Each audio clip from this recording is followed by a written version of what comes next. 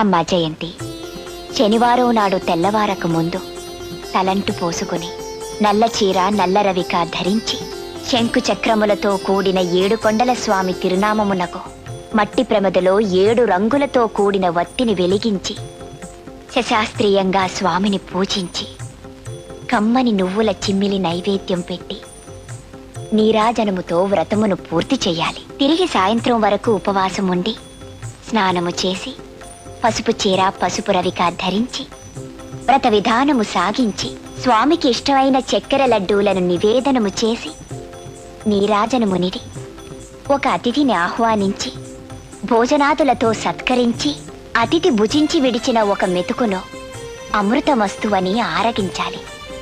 అప్పటికి ఆనాటి శనివార వ్రతం పూర్తవుతుంది. ఈ విధంగా 7 శనివారములు వ్రతమును చేసినచో ఉద్దేశించిన